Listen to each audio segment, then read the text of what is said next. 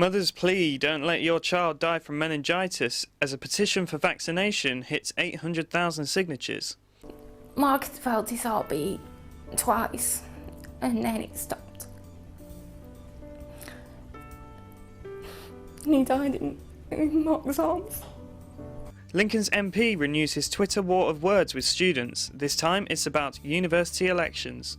It should be a fair and open and transparent election. Unfortunately, Lincoln Students' Union hadn't ensured that. And the powerlifting granny who hopes to lift gold at the World Championships.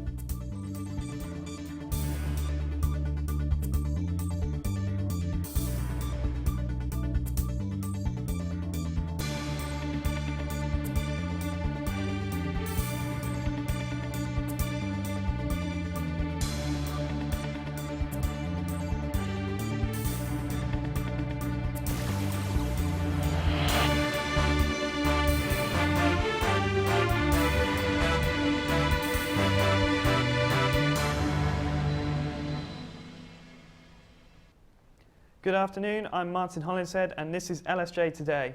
We're live from the University of Lincoln and we have all of the news and sports from around the region. But first, our top story.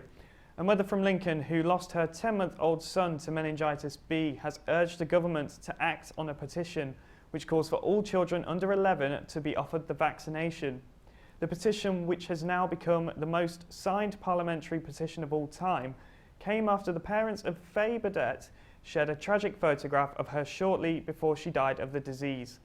There are around 1,200 reported cases of meningitis B in the UK each year. 1 in 10 are fatal, and 1 in 4 of those who survive are left with severe disabilities. Karina Cook's son, Sam, should have turned 21 this year. When Sam was diagnosed with meningitis, he was one of the first people to have died from it in Lincolnshire. So even the doctors and nurses that dealt with him didn't experience it. And you rely on the doctors and nurses to give you information and to help your child, and I felt completely helpless. A Lincolnshire County Councillor has said he hopes the council will now campaign to leave the European Union.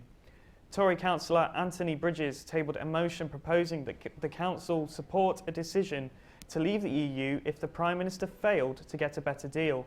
Mr Bridges said that the motion was a result of Britain's precarious relationship with the EU. I laid down a motion on coming out of Europe, so-called Brexit, for the simple reason that although I'm a great believer in David Cameron and he fought hard, I think we are tinkering at the edges as with regards to staying in Europe. Lincoln has its very own powerlifting granny. Michelle Franklin started a personal weight loss journey 3 years ago and is now representing Great Britain at the World Classic Bench Press this spring. Liam Ray reports. This is Michelle Franklin. She's 50 years old and by trade she's a dog walker. Now many people of a similar age may be sedentary or mildly active when it comes to exercise, but Michelle is at the complete opposite end of the spectrum.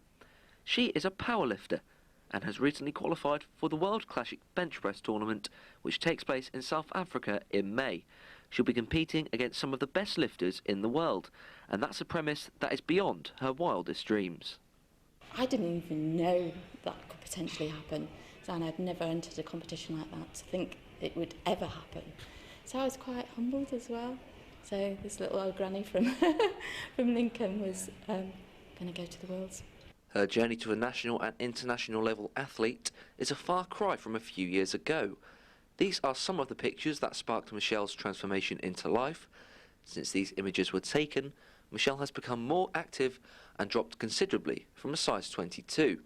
Now she's preparing to take on the world with help from her coach Chantal Svark from Darkside Training in Lincoln, who spotted Michelle's powerlifting talent from a very early stage. First session was, must have been a 40 kilo squat, something like that, which, you know, most women start about 20, 25.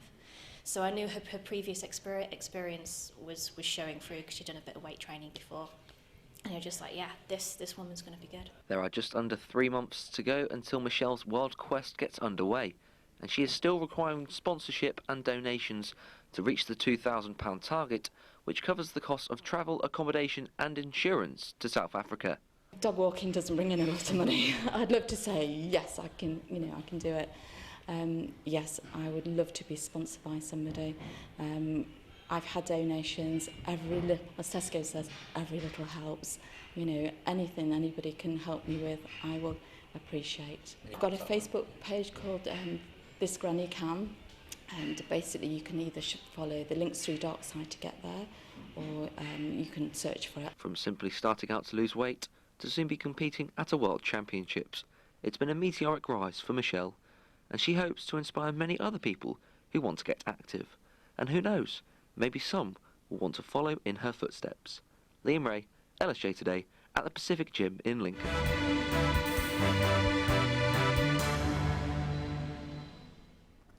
Lincolnshire's Road Safety Partnership are reminding drivers to stay safe on the roads following a sharp rise of deaths since the start of 2016. 13 lives have been lost so far this year in comparison to just 3 deaths during the same time in 2015. There are also 12 investigations currently underway for those who have suffered serious injuries. The NHS are warning people with cold or flu symptoms to stay away from Lincolnshire's hospitals until an outbreak of influenza has been contained.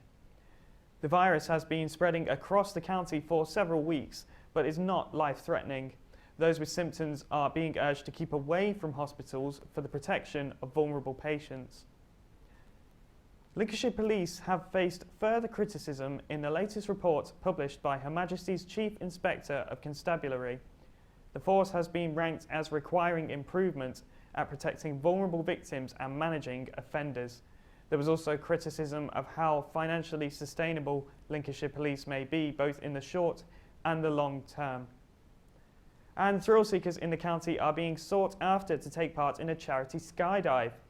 Alzheimer's Research UK have announced they are looking for people to take part in a plunge in June at Hiddlestow Airfield, that's Hibblestow Airfield, I should say, on National Skydive Day. The money raised from the event will go towards finding treatments and a cure for dementia.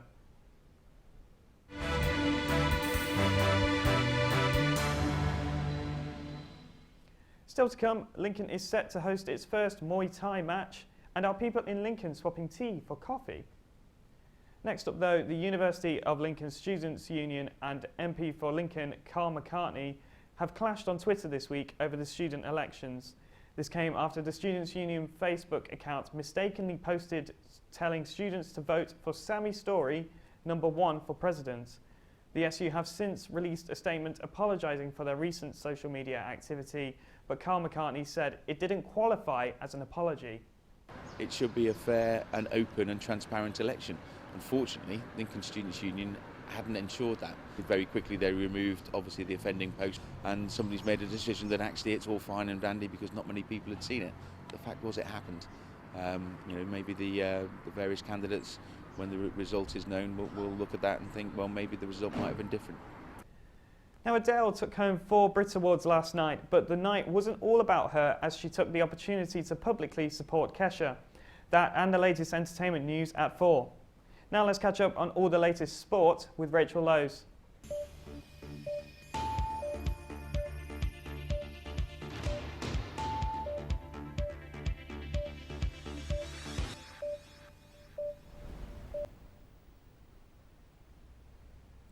A Lincoln City investor believes promotion to the Football League is in sight. Clive Nates, who invested in the club at the start of the year, believes recent results place the Imps in with a chance of taking up a seat at Wembley. He admits it will be a challenging promotion, but remains hopeful that current progress can attract more investors. In tennis, Britain's #1 Joanna Konta has been knocked out of her first tournament since reaching the semi-finals of the Australian Open. She lost in 3 sets to Croatia's Mirjana Lucic-Baroni in the second round of the Abierto Mexicano Telcel. The 4th seed had 2 break points in the final set, but failed to take them. And Lincoln will be hosting its first Muay Thai boxing match in April. Muay Thai resembles boxing but allows knees to the head, elbows and kicks. The 2,000-year-old tradition, which originates from Thailand, is likely one of the first ever combat sports and is growing in popularity around the world. It's a pure Muay Thai event on the 3rd of April and it's around promoting the sport. I'm not aware that there's ever been a pure Muay Thai event in Lincoln, and they are fairly unique, quite different to kickboxing events, quite different to boxing events or other martial art events. So I really want people in Lincoln to experience that. And that's all your sport for now. Martin. Britain's most famous stereotype might no longer be true. According to the National Food Survey, we now drink less tea than ever. Lucy Hickmott has been finding out more. A nice cup of tea has long been seen as the British person's answer to any problem, but perhaps not anymore. Data has shown that in 1974, the average household bought 68 grams of tea a week. Now it's gone down to just 25 grams. While Britain's offices might still be run on tea, we're drinking less and less of it at home. And here on the high street, coffee shops are becoming more and more popular. So is the British stereotype dying out, or are we still tea drinkers at heart? The popularity of coffee has been rivaling our old favourite tea for years now. I found out about Lincoln's drinking habits. I have tea with breakfast, tea with my tea, cup of tea after dinner, and then coffee in between.